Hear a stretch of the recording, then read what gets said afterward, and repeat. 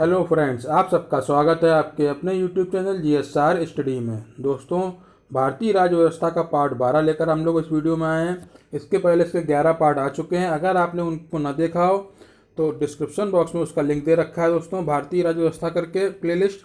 आप वहाँ जाकर वीडियो के आराम से देख सकते हैं। अगर आपको वीडियो हमारा अच्छा लगे तो दोस्तों वीडियो को प्लीज़ लाइक कीजिएगा। चलिए चलते हैं अपने क्वेश्चंस की तरफ। तो आज का जो टॉपिक है वो है भारत के राष्ट्रीय चिन्ह। जो भारत सरकार ने राष्ट्रीय चिन्ह निर्धारित किए हैं अपने देश के लिए, उनके बारे में जो महत्वपूर्ण क्वेश्चन बनते हैं वो सारे चर्चा की जाएगी आज उन पर। तो पहला क्वेश्चन है, भारत के राष्ट्रीय प्रतीक अशोक की लाट को भारत सरकार ने कब अपनाया था? तो दोस्तों, जो अशोक की लाट है वो सारनाथ स्थित अशोक के सिंह स्तंभ के शीर्ष भाग की अनुकृति है। इसमें 4 शेर बने हुए हैं दोस्तों, एक दूसरे की तरफ पीट करके, और उसको अशोक की लाट बोलते हैं। ठीक है, ये सारनाथ स्थित अशोक के सिंह स्तंभ के शीर्ष भाग की अनुकृति है। इसको भारत सरकार ने अपनाया था राष्ट्रीय प्रतीक के रूप में 26 जनवरी 1950 में। तो इसका सही आंसर है ऑप्शन नंबर 3, 26 जनवरी 1950। अगला क्वेश्चन देखते हैं, अशोक की लाट के नीचे लिखा सूत्र सत्यमेव जयते कहाँ से लिया गया है? तो दोस्तों, अशोक की लाट जो है उसके नीचे एक सूत्र लिखा हुआ है सत्यमेव जयते, ये लिया गया है मुंडकोपनिषद से दोस्तों। ठीक है, इसका सही आंसर है ऑप्शन नंबर 4, मुंडकोपनिषद। दोस्तों, जो सत्यमेव जयते लिखा गया है वो देवनागरी लिपि में लिखा हुआ है। अगला क्वेश्चन देखते हैं, नीले रंग का राष्ट्रीय प्रतीक किसके द्वारा प्रयोग में लाया जाता है? दोस्तों, जो अशोक की लाट है जो कि राष्ट्रीय प्रतीक है भारत का, वो 3 तरह के रंगों में यूज़ किया जाता है। तो यहाँ कह रहा है कि नीले रंग का राष्ट्रीय प्रतीक जो है, या नीले रंग की अशोक की लाट का प्रयोग किसके द्वारा किया जाता है? तो इसका सही आंसर है भारत के मंत्रियों द्वारा। जो भारत सरकार के मंत्री होते हैं उनके द्वारा राष्ट्रीय प्रतीक का नीला रंग प्रयोग किया जाता है। ऑप्शन नंबर 1 इसका राइट आंसर है। अगला क्वेश्चन देखते हैं, लाल रंग का राष्ट्रीय प्रतीक किसके द्वारा प्रयोग में लाया जाता है? तो दोस्तों, जो लाल रंग का अशोक की लाट होती है वो प्रयोग में लाई जाती है राज्यसभा के सदस्यों व अधिकारियों के द्वारा। ऑप्शन नंबर 2 इसका राइट आंसर है। अगला क्वेश्चन देखते हैं, हरे रंग का राष्ट्रीय प्रतीक किसके द्वारा प्रयोग में लाया जाता है? तो दोस्तों, हरे रंग का राष्ट्रीय प्रतीक यानी हरे रंग की अशोक की लाट लोकसभा सदस्यों द्वारा प्रयोग में लाई जाती है। ऑप्शन नंबर 3 इसका राइट आंसर है। अगला क्वेश्चन देखते हैं, संविधान सभा ने राष्ट्रीय ध्वज को कब अपनाया था? तो संविधान सभा ने राष्ट्रीय ध्वज को 22 जुलाई 1947 को अपनाया था दोस्तों। ठीक है, कब? ऑप्शन नंबर 2 इसका राइट आंसर है। 22 जुलाई 1947 को राष्ट्रीय ध्वज अपनाया गया था, जिसमें 3 कलर थे दोस्तों। तिरंगा था गहरा केसरिया सबसे ऊपर, बीच में सफ़ेद रंग और सबसे नीचे गहरा हरा।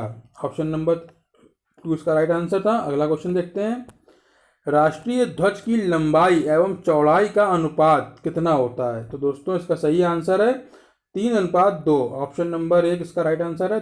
3:2 रेशियो होता है दोस्तों राष्ट्रीय ध्वज की लंबाई एवं चौड़ाई का। अगला क्वेश्चन देखते हैं, राष्ट्रीय ध्वज में सफ़ेद पट्टी के बीच में बने चक्र में कितनी तीलियां होती हैं? दोस्तों, सबसे पहले तो आपको ये मालूम होना चाहिए, जो ये चक्र बना होता है सफ़ेद पट्टी के बीचों बीच, ये नीले रंग का होता है दोस्तों। ठीक है, आपको देखने में दूर से जब तिरंगा झंडा अपना देश का देखेंगे राष्ट्रीय ध्वज, तो उसको आप दूर से देखेंगे तो आपको लगेगा काले रंग का, लेकिन एक्चुअली में वो नीले रंग का होता है। ठीक है, तो इसमें कितनी तीलियां होती हैं? 24 तीलियां होती हैं। ऑप्शन नंबर 3 इसका राइट आंसर है। अगला क्वेश्चन देखते हैं, राष्ट्रीय ध्वज का केसरिया रंग किसका प्रतीक है? तो दोस्तों, राष्ट्रीय ध्वज का जो केसरिया रंग होता है, जो सबसे ऊपर है गहरा केसरिया रंग, वो किसका प्रतीक होता है? जागृति, शौर्य तथा त्याग का। ऑप्शन नंबर 1 इसका राइट आंसर है। अगला क्वेश्चन देखते हैं, राष्ट्रीय ध्वज का सफ़ेद रंग किसका प्रतीक है?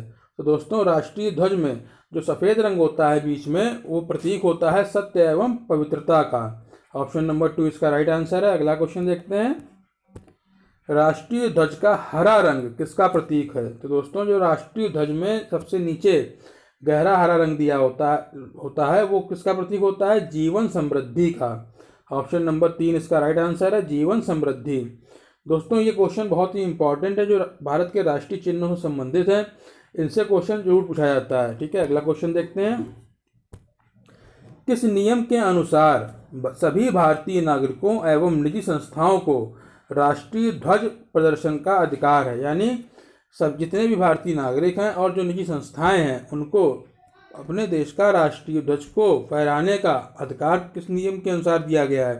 तो इसका सही आंसर है ऑप्शन नंबर 2, भारतीय ध्वज संहिता 2002 के द्वारा। ठीक है, इसका सही आंसर है ऑप्शन नंबर 2, भारतीय ध्वज संहिता 2002। अगला क्वेश्चन देखते हैं।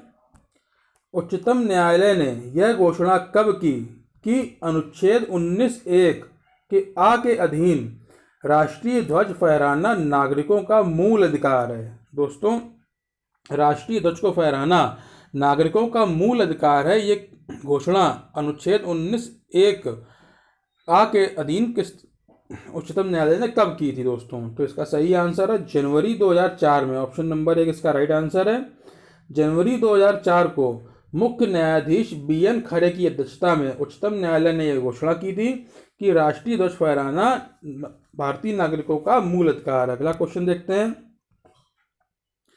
दोस्तों, जो राष्ट्रीय ध्वज होता है, ठीक है, राष्ट्रीय ध्वज को राष्ट्रीय शोक के समय झुका दिया जाता है आधा।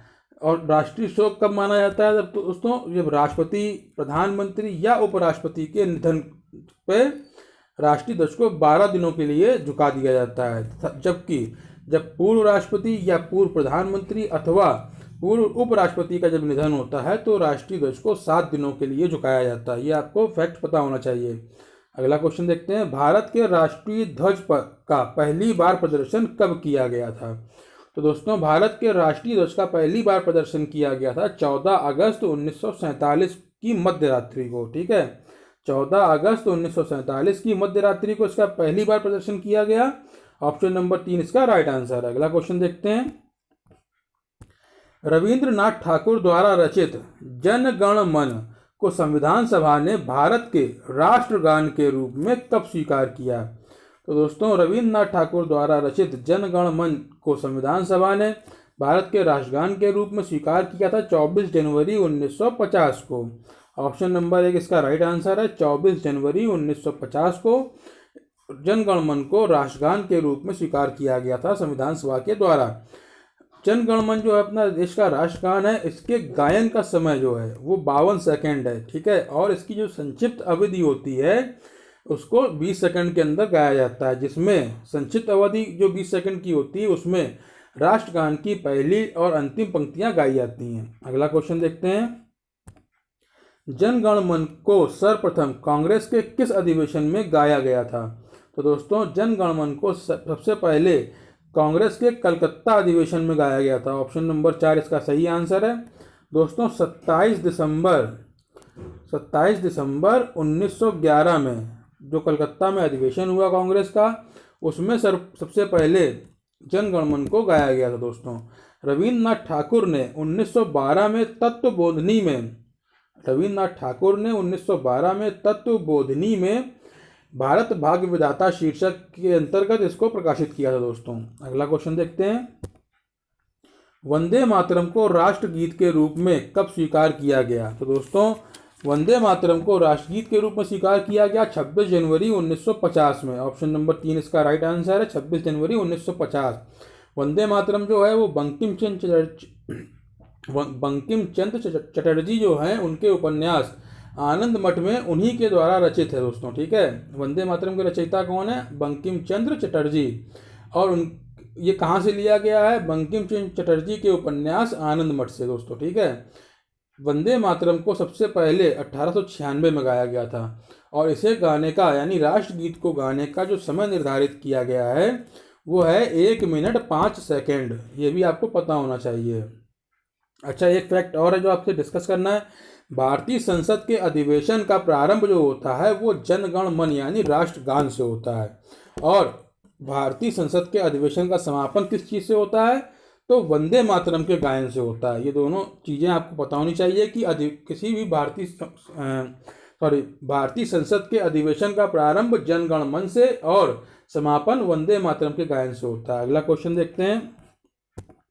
ग्रेगोरियन कैलेंडर के साथ देश भर के लिए शक संवत पर आधारित राष्ट्रीय पंचांग को सरकारी प्रयोग के लिए कब अपनाया गया?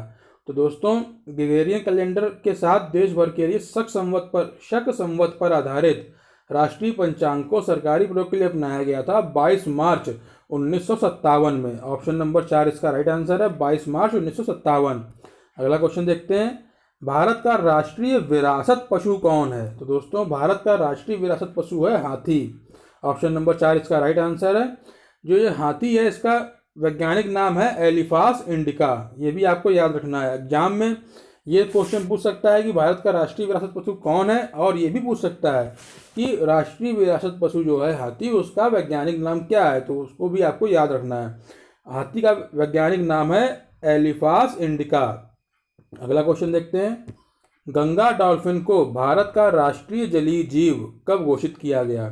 तो गंगा डॉल्फिन जिसका वैज्ञानिक नाम है प्लाटानिस्टा गैंगेटिक, ये याद कर नोट कर लीजिए, कहीं इसको याद कर लीजिए अच्छे से। गंगा डॉल्फिन का वैज्ञानिक नाम क्या है? प्लाटानिस्टा गैंगेटिक को भारत का राष्ट्रीय जलीय जीव घोषित किया गया था 5 अक्टूबर 2009 में। ऑप्शन नंबर 4 इसका राइट आंसर है, 5 अक्टूबर 2009। अगला क्वेश्चन देखते हैं, गंगा को राष्ट्रीय नदी कब घोषित किया गया? तो दोस्तों गंगा जो है उसको राष्ट्रीय नदी घोषित किया गया है 4 नवंबर 2008 में। ऑप्शन नंबर 2 इसका राइट आंसर है, 4 नवंबर 2008 में गंगा नदी को राष्ट्रीय नदी घोषित किया गया है भारत की। अगला क्वेश्चन देखते हैं, नेलम्बो न्यूसीफेरा गार्डन किसका वैज्ञानिक नाम है? दोस्तों नेलम्बो न्यूसीफेरा गार्डन वैज्ञानिक नाम है कमल का। ठीक है, कमल जो पुष्प होता है उसका वैज्ञानिक नाम क्या है? नेलेम्बो न्यूसीफेरा गार्डन। ऑप्शन नंबर 3 इसका राइट आंसर है। और दोस्तों कमल जो है वो भारत का राष्ट्रीय पुष्प है। अगला क्वेश्चन देखते हैं, पावोक्रिस्टेटस किसका वैज्ञानिक नाम है? तो दोस्तों पावोक्रिस्टेटस वैज्ञानिक नाम है मयूर यानी मोर का। ऑप्शन नंबर 1 इसका राइट आंसर है। मयूर जो है भारत का राष्ट्रीय पक्षी है। अगला क्वेश्चन देखते हैं, राष्ट्रीय पशु बाघ का वैज्ञानिक नाम क्या है? दोस्तों भारत का राष्ट्रीय पशु है बाघ, इसका वैज्ञानिक नाम क्या है? Panthera tigris Linnaeus. ठीक है, ऑप्शन नंबर 3 इसका राइट आंसर है। राष्ट्रीय पशु, भारत के राष्ट्रीय पशु बाघ का वैज्ञानिक नाम है पैंथेरा टाइग्रिस लिन्नायस। अगला क्वेश्चन देखते हैं, राष्ट्रीय फल आम, भारत का राष्ट्रीय फल क्या है? आम है, और उसका वैज्ञानिक नाम पूछ रहा है यहाँ पर। तो राष्ट्रीय फल आम का वैज्ञानिक नाम है मैग्नीफेरा इंडिका। ऑप्शन नंबर 4 इसका राइट आंसर है, मैग्नीफेरा इंडिका। अगला क्वेश्चन देखते हैं, फाइकस बेथालेंसिस किसका वैज्ञानिक नाम है? तो दोस्तों जो फाइकस बेथालेंसिस है ये वैज्ञानिक नाम है किसका? वैज्ञानिक नाम है बरगद का। ऑप्शन नंबर 2 इसका राइट आंसर है। जो बरगद का पेड़ होता है दोस्तों उसका वैज्ञानिक नाम है फाइकस बेथालेंसिस, और बरगद जो है वो भारत का राष्ट्रीय वृक्ष है दोस्तों। तो दोस्तों जो भारत के राष्ट्रीय चिन्ह हैं उनसे संबंधित जो भी महत्वपूर्ण फैक्ट्स हैं और जो महत्वपूर्ण क्वेश्चन बन सकते हैं एग्जाम के पॉइंट ऑफ व्यू से, वो सारे हम लोगों ने इस वीडियो में डिस्कस किए हैं। अगर आपको हमारा वीडियो अच्छा लगा हो तो दोस्तों प्लीज़ वीडियो को लाइक जरूर कीजिएगा और उसको शेयर कीजिएगा। अगर आपने अब तक हमारे चैनल को सब्सक्राइब ना किया हो फ्रेंड्स तो हमारे चैनल को सब्सक्राइब कीजिएगा। मिलते हैं अगले वीडियो में कुछ और इंपॉर्टेंट क्वेश्चंस के साथ। Thank you friends.